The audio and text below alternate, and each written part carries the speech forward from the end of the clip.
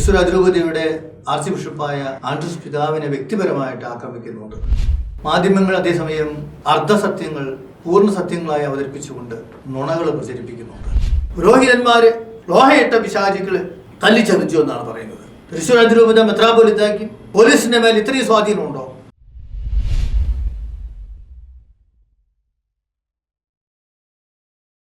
നമസ്കാരം.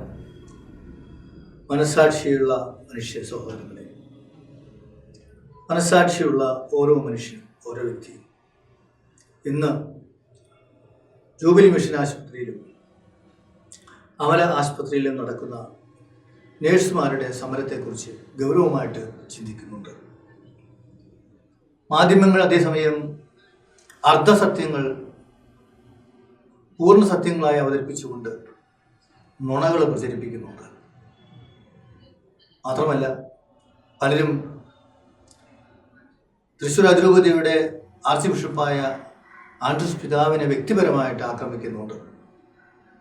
അവിടെ ഒന്നാമതായിട്ട് പറയാനായിട്ടുള്ളത്, മാധ്യമങ്ങൾ ചെയ്യേണ്ടത് ആശയപരമായിട്ടാണ് പറയേണ്ടത്. ആശയങ്ങളെ കാര്യകാരണ സഹിതം അവതരിപ്പിക്കാതെ അവിടെ അർദ്ധസത്യങ്ങൾ നുണയാകുമ്പോൾ ആ നുണയെ സത്യമാക്കാൻ വേണ്ടി വ്യക്തിയെ അധിക്ഷേപിച്ചിട്ട് കാര്യമില്ല. ഒരു വ്യക്തിയും ഒരു പുരോഹിതനും ഒരു മെത്രാനും ഒരു മെത്രാപ്പൊലീത്തായും പൂർണ്ണനല്ലല്ലോ. കുറവുകളുണ്ടാവും, പോരായ്മകളുണ്ടാവും. പക്ഷേ സാമൂഹ്യമായ ഒരു പ്രശ്നമുണ്ടാകുമ്പോൾ ആ പ്രശ്നത്തെ കാര്യകാരണ സഹിതം അതിൻ്റെ സമഗ്രതയിൽ വിലയിരുത്താതെ വ്യക്തിയെ താറടിക്കുന്നത് തെറ്റാണെന്ന് ആദ്യമേ തന്നെ പറഞ്ഞുകൊള്ളട്ടെ. മാത്രമല്ല, സഭയുടെ നിയമമനുസരിച്ച് 75ാമത്തെ വയസ്സ് തികയുമ്പോൾ ആൻഡ്രൂസ് പിതാവ് തൃശ്ശൂർ അതിരൂപതയുടെ തൻ്റെ ഉത്തരവാദിത്വത്തോട് ഇവിടെ പറയും. എന്ന് പറഞ്ഞാൽ ജൂബിലി മിഷൻ ആശുപത്രി എന്ന് പറയുന്നത് ആൻഡ്രൂസ് പിതാവിൻ്റെ വ്യക്തിപരമായ സ്വത്വത്തല്ല. അദ്ദേഹത്തിന് ഇഷ്ടം പോലെ വ്യക്തിപരമായിട്ട് തീരുമാനമെടുക്കുവാനുള്ള അവകാശവുമില്ല, ഉത്തരവാദിത്വവുമില്ല. പിന്നെന്തിനാ അദ്ദേഹത്തെ വിമർശിക്കുന്നത്? ഏതായാലും ഈ വിഷയത്തെക്കുറിച്ച് ജൈനീസ് മീഡിയയിലൂടെ ഫ്രാൻസിസ് മാഷ് വളരെ മനോഹരമായിട്ട് കുറേ കാര്യങ്ങൾ പറഞ്ഞു വെച്ചിട്ടുണ്ട്. അത് ശ്രമിക്കണമെന്ന് അപേക്ഷിച്ചുകൊണ്ട് ഫ്രാൻസിസ് മാഷിൻ്റെ ആ ആശയത്തെ സൂചിപ്പിച്ചു പോയിട്ടുള്ള ഒരു കാര്യത്തെക്കുറിച്ച് കൂടുതൽ വ്യക്തമാക്കാത്ത ഒരു ആശയത്തെക്കുറിച്ച് മാത്രം പങ്കുവയ്ക്കാനാണ് ഇവിടെ ഞാൻ ആഗ്രഹിക്കുന്നത്. അതായത്, മിഷൻ ആശുപത്രിയോ അമല ആശുപത്രിയോ ഇതൊന്നും ഫാക്ടറികളല്ല.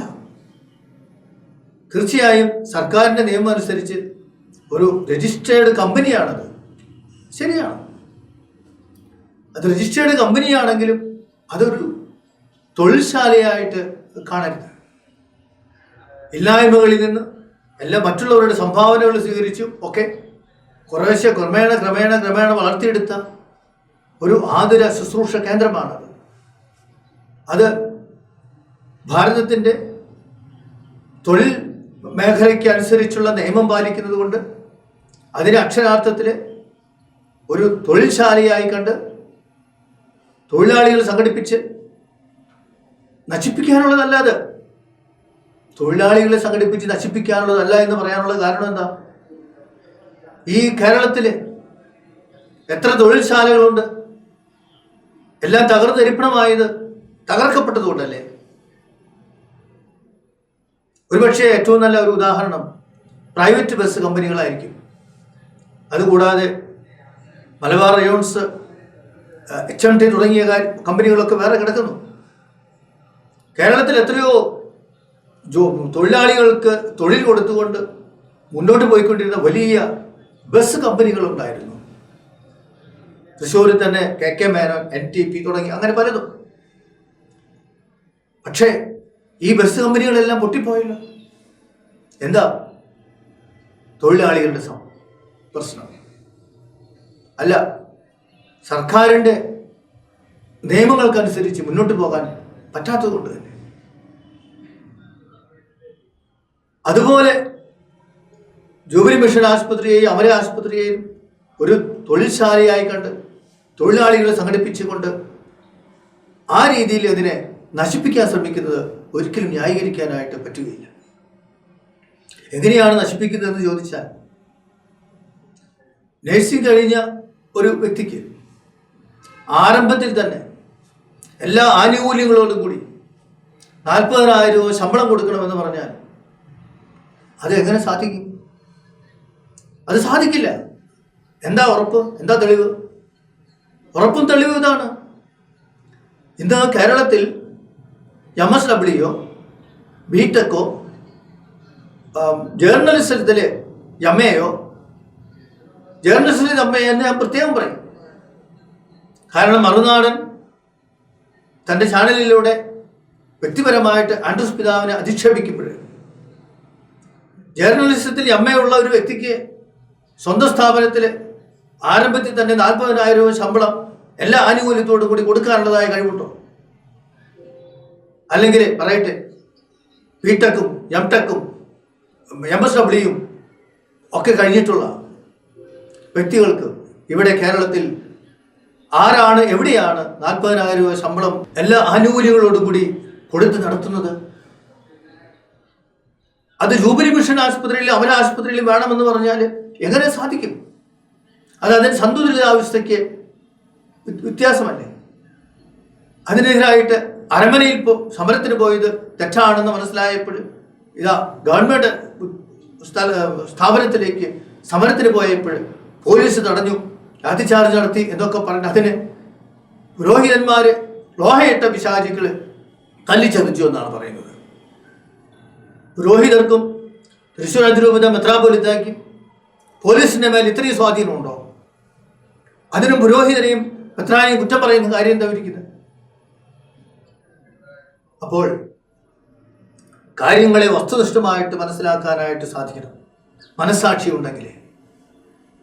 അതോടൊപ്പം തന്നെ വേറെ ചിലർ പറയുന്ന ഒരു കാര്യമാണ്, ഇന്ന് സാധനങ്ങൾക്ക് വില കൂടി, ജീവിക്കാൻ വര കഷ്ടപ്പാടുകളാണ്. സാധനങ്ങൾക്ക് വില കൂടി ഇന്ന് അന്തസ്സായിട്ട് ജീവിക്കാൻ പറ്റാത്തൊരു സാഹചര്യം കേരളത്തിലുണ്ടെങ്കിൽ അതിന് ഉത്തരവാദി തൃശ്ശൂർ അതിരൂപതയാണോ? ആൻഡ്രൂസ് പിതാവാണോ? അത് ഇവിടുത്തെ ഭരണത്തെ മുന്നോട്ട് നയിച്ച രാഷ്ട്രീയ പാർട്ടികളാണ്. സ്വന്തമായിട്ട് ഒരു ചെറിയ തോതിൽ ഒരു തൊഴിൽ തുടങ്ങാനായിട്ട്, ഒരു തൊഴിൽശാല തുടങ്ങാനായിട്ട്, സംരംഭം തുടങ്ങാനായിട്ട് ഇന്ന് പലർക്കും സാധിക്കുന്നില്ല. കൃഷി ചെയ്യുമ്പോൾ പന്നിയായി, ആനയായി, കുരങ്ങായി കൃഷി ചെയ്യാൻ പറ്റുന്നില്ല. ജീവിക്കാൻ പറ്റാത്തൊരു സാഹചര്യം കൂടി ഉള്ളതുകൊണ്ട് നേഴ്സുമാർക്ക് മാത്രം അതിരൂപതയുടെ കീഴിലുള്ള ജൂബിലി മിഷൻ ആശുപത്രിയിലും സീമയച്ചന്മാർ നടത്തുന്ന അവരെ ആശുപത്രിയിൽ ശമ്പളം കൂട്ടിക്കൊടുത്താൽ ഇവിടുത്തെ സാമ്പത്തിക പ്രശ്നങ്ങളെല്ലാം ശരിയാവും. ഇവിടെ സാമ്പത്തികമായ പ്രശ്നങ്ങളുണ്ടെങ്കിൽ അത് പരിഹരിക്കപ്പെടേണ്ടത് ഈ രാജ്യത്ത്, ഈ കേരള നാടിനെ ഭരിക്കുന്നവരാണ്. കറണ്ടിൻ്റെ ചാർജെങ്കിലും ഒന്ന് കുറച്ച് കൊടുത്തിരുന്നെങ്കിൽ, പെട്രോളിൻ്റെ വിലയെങ്കിലും ഒന്ന് കുറച്ച് കൊടുത്തിരുന്നെങ്കിൽ, കൃഷിയിടങ്ങളിലേക്ക് ആക്രമിക്കാനായിട്ട് വരുന്ന മൃഗങ്ങളെ പേടിപ്പിച്ച് ഓടിപ്പിക്കാനുള്ളതായ സ്വാതന്ത്ര്യം കൊടുത്തിരുന്നെങ്കിൽ ഇവിടെ മനുഷ്യൻ ജീവിക്കാനുള്ളതായ സാഹചര്യങ്ങൾ കൂടുതലുണ്ടാവും. ആ വഴിക്ക് ചിന്തിക്കേണ്ടതുണ്ട്. അല്ലാതെ ഒരു അതിരൂപതയെയോ അതിരൂപതയെ മെത്രാപ്പൊലീത്തയെയോ കുറ്റം പറഞ്ഞിട്ട് കാര്യമില്ല. പക്ഷേ ഫ്രാൻസിസ് മാഷ് പ്രത്യേകം പറയുന്ന ഒരു കാര്യമുണ്ട്, ഇത് ആൻഡ്രൂസ് പിതാവിനെയോ തൃശ്ശൂർ അതിരൂപതയെയോ അല്ല, ഇവിടെ ക്രൈസ്തവ സമൂഹത്തെയാണ് മൊത്തത്തിൽ താറടിക്കാനായിട്ട് ശ്രമിക്കുന്നതെന്ന് ഞാൻ പറയും. അതുപോലെ തന്നെ പലരും പറയുന്ന ഒരു കാര്യം എന്താണ്, നേഴ്സുമാർക്ക് ജർമ്മനിയിൽ പോയാൽ, ന്യൂസിലൻഡിൽ പോയാൽ, അയർലൻഡിൽ പോയാൽ, ഓസ്ട്രേലിയയിൽ പോയാൽ എത്ര ശമ്പളം? 2 ലക്ഷം, 1 ലക്ഷം, 4 ലക്ഷം, അല്ല 100 ലക്ഷം ആവട്ടെ, അത് ശരിയായിരിക്കാം. പക്ഷെ ഇവിടുത്തെ സാഹചര്യത്തിൽ ഇവിടെ നൽകപ്പെടുന്ന ഒരു ശമ്പളത്തിൻ്റെതായ ഒരു പൊതുവായ ഒരു യാഥാർത്ഥ്യമുണ്ട്. ആ രീതിയിൽ അത് പോകാനായിട്ട് പറ്റുള്ളൂ. അപ്പം അതുകൊണ്ട് തൃശ്ശൂർ ജൂബിലി മിഷൻ ആശുപത്രിയുടെ മുമ്പിലും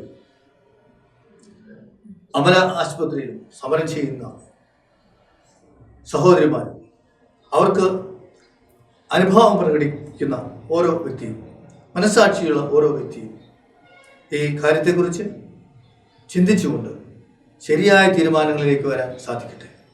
ആത്യന്തികമായി ഈ കാര്യത്തിലും ഗവൺമെൻറ്റിന് തക്കതായ ഒരു തീരുമാനമെടുക്കാനായിട്ട് സാധിക്കും. ഗവൺമെൻറ്റിൻ്റെ തീരുമാനത്തോട് യോജിച്ചു പോകാനായിട്ട് ഇവിടുത്തെ സഭയും തയ്യാറാകും എന്ന് എനിക്ക് ഉറപ്പുണ്ട്. നന്ദി, നമസ്കാരം.